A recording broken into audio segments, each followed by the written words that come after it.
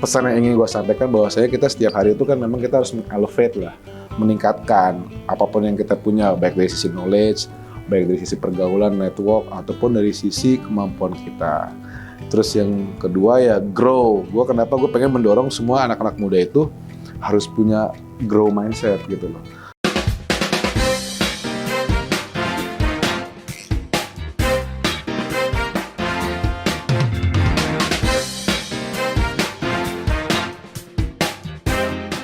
Oke, halo teman kami. Balik lagi sama kita, kami berdiri, Koalisi Anak Muda Indonesia Berani Jadi Menteri. And welcome back to Kami Mencari. Oke, hari ini kita kedatangan sosok brother yang asik banget. Gua sih sama dia udah kenal lama, kita satu organisasi bareng. Tapi sekarang kita mau ngebahas seorang dia gitu ya. Kita sambut Bang Egy Radityo. Tepuk tangan dong. Oke, Bro Egy, boleh dong dikenalin dong. Siapa sih Bro Egy ini? Ya, saya seorang anak yang punya mimpi besar terhadap Indonesia, ya kan. Mudah-mudahan Indonesia di tahun 2045 itu bisa mencapai Indonesia emas kan. Nah, basically nama saya Egy, tapi biasanya nama lengkap tuh Radityo Egy. Orang biasa manggilnya Egy. Dulu waktu awal-awal kuliah, dulu gue kuliah di Bandung, bro. Bandung, kuliah. Lo lahirnya di Bandung? Lahir di Jakarta. Lahir di Jakarta. Lahir di Jakarta, tinggal di Bekasi. Terus mulai dari SD, SMP, SMA Jakarta, kuliah Bandung 4 tahun. Oke. Di ITB. Terus lulus kuliah kita mulai bisnis. Terus mulai bisnisnya bisnis. Dulu awalnya cuma ngikutin orang tua, ngelihat orang tua baru bangun bisnis. Jadi bukan bisnis orang tua gue yang udah gede ya. Jadi bisnis orang tua juga waktu itu masih basically orang tua bisnisnya baru collapse.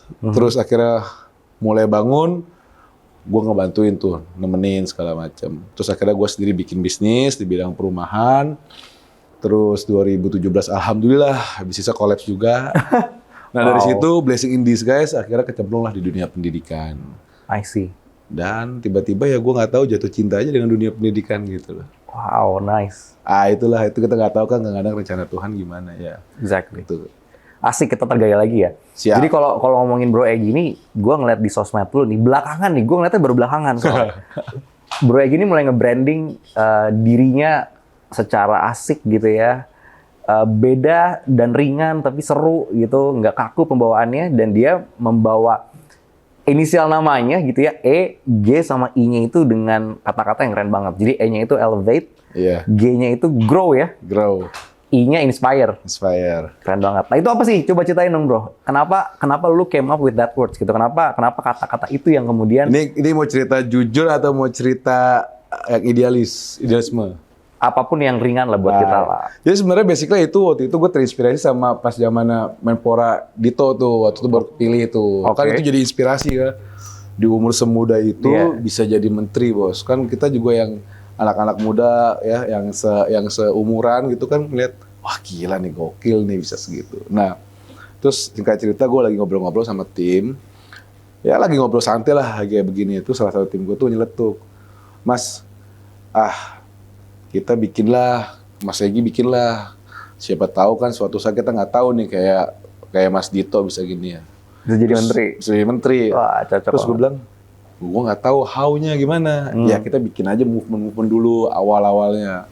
Nah kayak singkat cerita, waktu itu gue bilang ya coba deh bantu gue. Karena kan yang tahu value gue kan bukan gue sendiri, orang lain yang nilai kan gitu. Akhirnya mereka lah bikin itu. Akhirnya mereka bikin suatu framework, perpanjangan dari nama gue ya elevate, grow, inspire. Gue tanya kenapa itu kayak gitu. Dia bilang itu value yang kita lihat ada di Bang Egy katanya gitu. Ya udah, akhirnya gue dijelasin, gue pikir, oh mungkin itu kan penilaian orang ya. Jadi setelah gue cerna-cerna, gue juga ngerasa memang elevate, grow, inspire itu itu kayak keseharian gue gitu. Ya basically sebenarnya kan gue tuh proses perjalanan hidup tuh kan nggak langsung kita di anak tangga hari ini kan. Artinya kita ada proses lah. Hari demi hari itu naikin anak tangga demi anak tangga, kadang-kadang kepleset turun lagi, tapi kita terus naik gitu. Ya basically sebenarnya pesan yang ingin gue sampaikan bahwasanya kita setiap hari itu kan memang kita harus elevate lah, meningkatkan apapun yang kita punya, baik dari sisi knowledge, baik dari sisi pergaulan, network, ataupun dari sisi kemampuan kita. Terus yang kedua ya grow. Kenapa gue pengen mendorong semua anak-anak muda itu harus punya grow mindset gitu loh. Ya sekarang kan kita terkenal dengan kaum rebahan nih. Menurut gue yang orang punya grow mindset itu kan nggak bisa begitu gitu. Mageran ya. Mageran kan. Iya. Kita kan harus engage, nggak boleh kita avoid the problem kan. Kita harus engage the problem. Bahasanya kalau kita mau jadi peselancar hebat tuh bukan ngelawan ombak, tapi gimana caranya kita bisa berselancar di dalam ombak itu kan. Yes. Terus ya yang terakhir tentu kenapa inspire, ya tentu kita juga bisa ada di hari itu ya karena kan inspirasi dari beberapa mungkin figur yang kita idolakan, terus mungkin ada salah satu teman yang memang kita kagumin gitu ya. Dan harapannya juga jangan lupa kalau kita sudah terinspirasi dan kita mencapai titik tertentu, ya kita juga harus bisa menginspirasi orang lain dong gitu loh. Jadi apa ya, keberlanjutannya itu berjalan gitu loh. Kalau gue berpikirnya gitu. Iya. Kalau kita ngelihat generation gap ya, bro, milenial sama Gen Z itu, Gen Z khususnya ya, terus ke bawah gitu. Itu tuh mereka tuh punya ciri khas gitu ya. Yang mana kita punya satu transisi besar yaitu transformasi digital. Gue punya anak 2,5 tahun, bro. Yes. Dia somehow ngeliat bapak ibunya komunikasi lewat handphone gitu ya. Kan dia penasaran gitu kan. Terus dia jadi savvy banget sama digital. Yes. Ada sekarang banyak banget games, banyak banget platform-platform digital gitu kan. Yang membuat mungkin anak-anak muda ini sekarang punya dunia sendiri. Iya. Nah, korelasi gap ini sama EGI-nya lu gitu ya. Itu gimana, bro? Karena kan kalau kita lihat zaman kita ya, kita kan milenial ya. Kita tuh masih kehidupan tuh masih interaksinya tuh kayak masih asik dan masih seru banget gitu. Kalau kita nggak nongkrong, nggak ketemu tuh COVID itu nyiksa buat kita, ya nggak sih? But for Gen Z, COVID itu kehidupan mereka, bos. Gitu. Mereka happy banget dengan COVID. Mereka nggak keluar rumah, mereka cukup dengan gawainya mereka. That's their world gitu, inside those gadgets. Sedangkan kalau kita kan nggak. Nah, EGI di milenial dengan EGI di Gen Z itu menurut lu berbeda atau ada benang merahnya, bro? Yang nanti mungkin kita bisa nginspire. Nah, di sini ada 2 Gen Z soalnya nanti. Kita bakal belajar dari mereka. Gitu ya? Iya, Kalau gue ngeliat gini sih, sebenarnya benang merahnya adalah kan yang namanya kita elevate itu. Hidup juga kita kan harus adaptif, bro. Artinya kan kalau kita zaman dulu mungkin, ya kalau gue juga belum terlalu tua juga kan, masih kita masih milenial kan, bro. Ya dulu mungkin yang dari sisi game segala macam di zaman kita juga udah ada. Betul. Tapi mungkin di game online itu belum se-happening sekarang gitu loh kan. Which is kayak PlayStation, Sega segala macam pun dulu sudah ada gitu. Which is kalau kita, gue ingat banget tuh kalau waktu hari Minggu tuh sambil nungguin film Doraemon atau apapun gue main PlayStation pasti dulu ya kan. Nah sekarang di era yang sudah terkoneksi era 4.0 ini, bahkan katanya mau masuk era 5.0, gue gak kebayang tuh kayak apa juga kan. Nah gue ngelihat interaksi antara makhluk sosial atau antar manusia nih, ini kan udah nggak ada sekat sebenarnya. Sebenarnya basicnya sama aja, kita juga berinteraksi, cuman mediumnya aja yang sekarang lebih canggih kan gitu.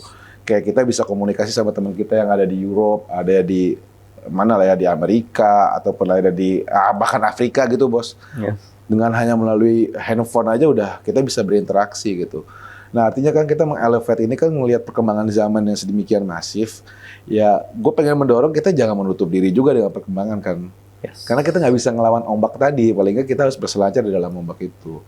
Nah terus yang kedua terkait dengan masalah grow mindset. Justru gue dengan eranya yang kayak sekarang gampang banget nyari informasi, ya kan. Gampang banget lu nyari ilmu lah. Sekarang gue dulu backgroundnya bukan seorang akunting. Background gue adalah seorang geodet. Geodet tuh geodesi lulusan, insinyur lah ya kan. Terus tiba-tiba gue main di bisnis harus baca laporan keuangan. Gue nggak ngerti, bos. Tapi gue dengan adanya teknologi internet, akhirnya YouTube, gue belajar otodidak dan akhirnya gue nguasain, gue bisa baca laporan keuangan. Nah, maksud gue kalau kita punya mindset seperti itu, artinya kita kan nggak menutup kemungkinan yang tadinya kita belajar A, tapi kita bisa nguasain ilmu dari B sampai D gitu loh, bos. Nah, tentu apalagi dengan era sekarang, kita makin gampang lagi nih mempertemukan kita dengan orang-orang yang menjadi inspirasi kita. Ya pasti lo punyalah figur-figur fans. Lo tinggal DM aja bos lewat Instagram. Hai bang, apa kabar? Salam kenal, kan gitu. Nah itu kan maksud gue tergantung perspektifnya, tergantung point of view-nya, POV-nya kan seperti apa. Lo ngelihat ini sebagai sebuah challenge atau sebagai sebuah opportunity menurut gue. Nah harapannya kalau gue ngelihat Elevate, Grow, Inspire itu, ini bisa bermain dimanapun, benang merahnya itu tergantung POV-nya. Jadi mau zaman gue, zaman anak kita, mungkin nanti cucu kita, selama benang merahnya kita dapat, seperti apapun kondisi dunia ya menurut gue itu bisa diimplementasiin sih. Nah, gue kan sempat riset lu bro ya, lu kan punya akademi nih, atau correct me if I'm wrong ya, apakah university atau kampus atau apapun itu bahasanya gitu ya. Yang gue lihat sih fokus ke pendidikan kenegaraan gitu. Gitu, correct me if I'm wrong ya. Kenapa lu jadi terjun ke situ bro? Dan apa yang membawa lu kemudian menjadikan, lu kan pengusaha kan? Yang gue lihat lu nggak ada background, nggak tahu ya, lu nggak ada background militer, lu nggak ada background yang kayak gitu, tapi lu ngebangun sebuah institusi yang membangun kecintaan terhadap negara ini. Persis banget kayak seseorang yang ada di dada kiri lu gitu. Nah, kenapa lu ngebangun itu? Sebenarnya jujur ya, itu sebenarnya blessing in disguise. Itu accidental. Jadi basically sebenarnya gini, gue juga mau mengkoreksi sebenarnya. Gue itu sebenarnya bukan pendidik. Tapi gue pengusaha yang memang usahanya institusi pendidikan. Ini bahasa kerennya mah edupreneur lah. Karena kalau mungkin konteksnya adalah edukator, mungkin gue jadi dosen. Tapi gue di sini adalah gue edupreneur, which is gue bergerak di bidang bisnis yang bergerak di bidang pendidikan. Nah, singkat cerita waktu itu kan gue 2017 gue tuh milih bisnis itu kan bisnis developer bukan karena gue suka passion, karena gue ngeliat orang tua. Dan ini sering banget terjadi di lingkungan sekitar kita, di teman-teman kita, di teman-teman mungkin pergaulan kita. Karena kita, lo kenapa bisnis ini? Ya karena mungkin udah bisnis turunan. Atau kenapa lo bisnis ini? Kenapa? Karena temen gue ngeliat bisnis ini jadi cuan tuh. Nah, gue tuh dari proses, kan kadang-kadang kalau kita kebentur, akhirnya kita kebentuk ya. Gue kan hancur banget tuh 2017. Gue sampai bengong bos 3 bulan di rumah tuh. Nah di situ tuh masa-masa kontemplasi tuh. Nah di masa-masa kontemplasi itu gue menemukan sebuah apa ya namanya diksi atau istilah yang namanya ikigai. Gue bilang apa ikigai ini? Akhirnya gue cari-cari tuh ikigai itu. Akhirnya menemukan lah. Akhirnya gue mempelajari ikigai dan akhirnya gue coba mengkorek itu. Nggak langsung dapet bos. Berusaha mencari apa sih ikigai gue. Nah singkat cerita, jadi hidup gue tuh sebenarnya lebih ngalir gitu loh. Nah akhirnya gue waktu itu ingat banget. Sebenarnya yang bisnis, yang pendidikan awalnya itu punya sekolah itu bini gue. Nah cuman bini gue ini edukator. Bukan pengusaha. Jadi di sisi manajerialnya dia kacau banget gitu loh. Nah suatu ketika karena gue, lu ngapain sih lu banyakan nongkrong di rumah. Akhirnya dimintalah bantuan sama dia. Akhirnya gue bantuin lah di sisi manajerialnya. Terus tiba-tiba gini, kok gue bilang seru juga ya. Karena kita kan engage sama people ya gitu. Masuk dunia pendidikan, akhirnya berkembang. Ada satu lagi sekolah yang paling awal cuma di sekolah SD itu, akhirnya ada sekolah SMA. Sekolah SMA ini sebenarnya punya keluarga besar. Cuman kayaknya kurang difokusin gitu. Padahal kalau gua ngelihat, wah ini kayaknya emas gitu. Emas nih menurut gua gitu. Tapi itu di daerah, bukan di kota besar. Daerah Lampung Selatan. Nah, akhirnya gua di situ gua lihat, gua pelajarin gitu ya. Gue engage sama anak-anaknya. Gue iseng-iseng waktu itu, inget banget gue bikin kelas kecil-kecil kayak dosen tamu lah gue. Kok mereka kayak ngedengerin gue serius banget, gue bilang. SMA? Anak SMA-nya. Anak SMA-nya. Padahal kan gue juga belum jadi tokoh yang besar yang harus, kok ini serius? Terus dia kayak nanya segini. Ternyata tadi ya mungkin bisa menjadi inspirasi buat orang tuh sebuah hal yang nggak ternilai gitu loh. Kan nggak dibayar pun nggak apa-apa. Bahkan kadang kita keluar duit kan pada saat itu kan. Nah dari situlah akhirnya gue kayak menemukan nggak tahu ya apa ya sebutnya happiness yang nggak bisa kita nggak bisa kita uangkan ya. Nah mungkin dari situlah akhirnya gue menemukan sebuah ikigai itu. Akhirnya udahlah gue fokusin, gue seriusin di situ. Nah kan konteksnya kalau kita menemukan sesuatu yang kita passion terus kemudian emang dibutuhin kan gitu ya. Secapek-capeknya kita itu nggak akan ngerasa capek tapi rasanya kayak main kan. Gue bayangin gue hampir mungkin setiap minggu tuh harus jalan darat ke Lampung. Dulu belum ada tol yang dari Bakauheni ke mana? Ke tempat gua. Dulu dari bandara tuh masih 3,5 jam. Dan gua harus keliling-keliling Lampung karena harus ngurusin masalah beasiswa anak-anak itu. Ada perjalanan 7 jam gitu. Tapi gua happy ngejalanin itu. Nah itulah singkat cerita kenapa gua sekarang kok suka di dunia pendidikan. Nah sekarang sebenarnya dunia pendidikan ini bukan hanya untuk sekolah tadi apa? Yang kebangsaan banget. Emang nama sekolahnya SMA Kebangsaan. SMA Kebangsaan. Cuma basicnya ini kita mengajarkan anak itu kan kedisiplinan yang paling disiplin itu ya melalui militer lah. Tapi backgroundnya di dalam itu kita belajar tentang banyak kurikulum-kurikulum yang sifatnya kekhasan kita lah. Kita ajarin entrepreneur, kita ajarin hal-hal yang sifatnya karakter gitu. Jadi menurut gua orang itu bukan hanya cukup pinter, tapi dia harus punya karakter bagus, punya kemampuan bergaul yang bagus untuk mencapai level sukses. Wow. Nah sekarang gue bikin yang buat keluar negeri. Oke. Gitu. Jadi gue biasanya sebenarnya pengusaha, cuma di bidang pendidikan. Anak muda buat lo apa? Anak muda ini buat gue sebuah, kalau gue boleh bilang, emas. Oke. Cuman emas yang perlu diolah. Oke. Emas yang perlu diprocessing supaya emas ini punya valuasi yang tinggi gitu. Oke. Jadi gue ngelihat anak-anak muda ini, ya tadi ya, kenapa gue mendorong harus mengelevate, ya kita harus bisa mengolah diri bro. Kalau kita nggak ngolah diri, sayang. Padahal opportunity di sekitar kita tuh kan banyak. Dan kita adalah emasnya bangsa Indonesia kan. Asik. Menurut gue. Asik. Keren. Kita ini kan dari Kami Berdiri. Siap. Kami Berdiri ini koalisi anak muda Indonesia berani jadi menteri. Jadi berdiri ini tuh berani jadi menteri. So gue punya pertanyaan buat lu. Ada 3 pertanyaan terakhir. Pertama gue mau nanya lu siap berdiri nggak? Siap berdiri dalam arti siap berani jadi menteri nggak? Gitu. Yang kedua, Siap. kalau lu siap berdiri, lu mau jadi menteri apa? Yang ketiga kenapa? Oke. Lu yang nanya, Feral, ke Bro Egy. Oke, Bang Egy nih ya. Bang Egy sendiri berani nggak sih? Siap berdiri jadi nggak? menteri? Siap nggak sih jadi menteri? Siap dong. Siap berdiri ya? Iya, siap dong. Untuk Indonesia. Asik. Pertanyaan kedua, Virgan, lanjut. Siap jadi menteri? Siap.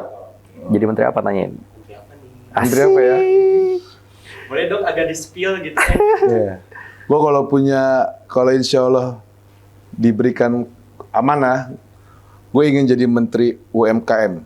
Oke. Untuk entrepreneur. Asik. Karena apa? Karena notabene-nya Indonesia itu fondasinya UMKM ekonominya. Oke. Kalau UMKM maju, Indonesia maju. Wih. Terakhir, pesan untuk anak muda 14 Februari 2024. Anak muda harus memanfaatkan hak pilihnya karena masa depan Indonesia ada di tangan kita. Pilihnya pilih siapa? Prabowo. Prabowo Gibran. Gibran. Oke, thank you so much teman kami. Sampai ketemu di episode Kami Mencari berikutnya. Thank you Bro Egy. Thank you ya. Semoga nggak bosan ya. Enggak, Kita ya. seneng banget gua.